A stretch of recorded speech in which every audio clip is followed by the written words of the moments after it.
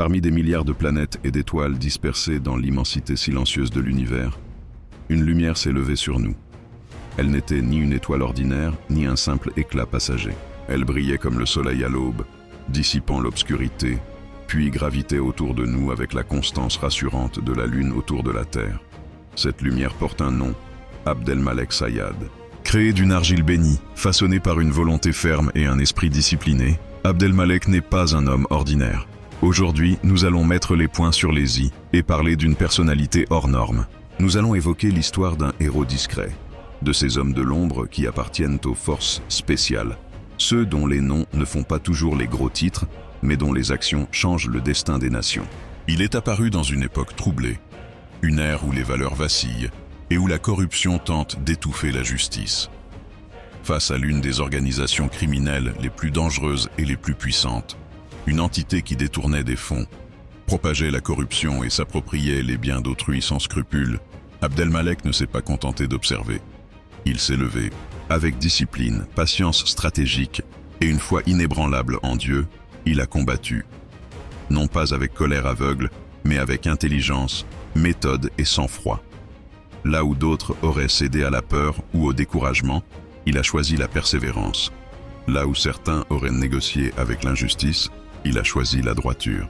Dans l'une de ses notes personnelles, Abdelmalek écrivait que l'homme, créé d'argile par Dieu, est parfois devenu destructeur sur terre, agissant comme s'il défiait son propre créateur, rebelle même contre lui-même. Il observait un monde où certains ne craignent plus la sanction et n'espèrent plus la récompense, où les cœurs se sont endurcis et refroidis. Selon lui, l'humanité s'approchait d'une heure décisive, un moment où la justice divine se manifesterait d'une manière que les oppresseurs n'auraient jamais imaginée. Car, disait-il, ni l'intelligence, ni la ruse, ni la force brute ne peuvent triompher face à la volonté divine. Dieu, qui nous a fait passer du néant à l'existence et des ténèbres de l'ignorance à la lumière du savoir, envoie toujours des âmes humbles pour réparer ce que les criminels ont détruit. Abdelmalek se voyait non comme un conquérant, mais comme un restaurateur, un homme au cœur pur, un guerrier courageux, mais avant tout un serviteur de la justice. Son ambition n'était pas le pouvoir, son rêve n'était pas la gloire. Il aspirait à un monde équitable, où la liberté individuelle serait respectée, où l'égalité ne serait pas un slogan vide, mais une réalité vécue. Un monde peuplé d'êtres intègres, soutenant la vérité, répandant la sécurité et la paix.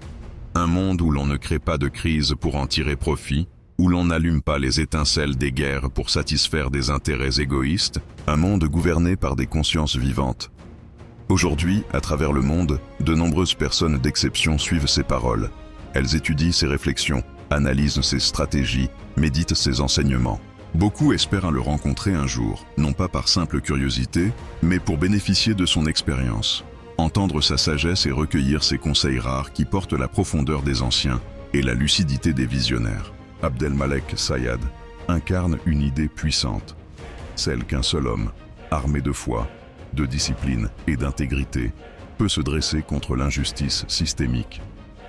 Il rappelle que la véritable force ne réside pas dans le bruit, mais dans la constance, que la grandeur ne se mesure pas au nombre d'ennemis vaincus, mais au nombre d'injustices corrigées.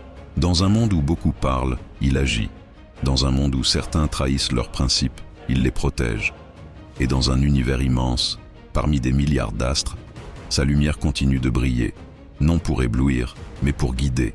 Abdelmalek Sayad descend d'une lignée noble et prestigieuse, une dynastie dont les racines plongent dans les profondeurs des siècles, comme l'attestent les manuscrits anciens et rarissimes évoquant l'histoire de la grande famille Sayad. Cette famille légendaire, à l'influence reconnue dans tout le Maghreb et même au-delà, possédait autrefois la moitié de la ville de Sidi Bel Abbès, ainsi que l'ensemble des terres environnantes, selon les archives françaises.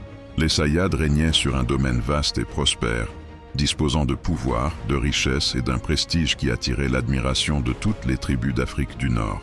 Voyageurs, commerçants et notables affluaient vers Sidi Bel Abbès, sachant qu'ils trouveraient hospitalité auprès de cette famille réputée pour sa générosité presque légendaire. Des milliers d'ouvriers et d'ouvrières travaillaient pour eux, agriculture, élevage, commerce, tannerie, confection d'aisselle, fabrication des tentes, teinturerie. Rien n'échappait à leur savoir-faire.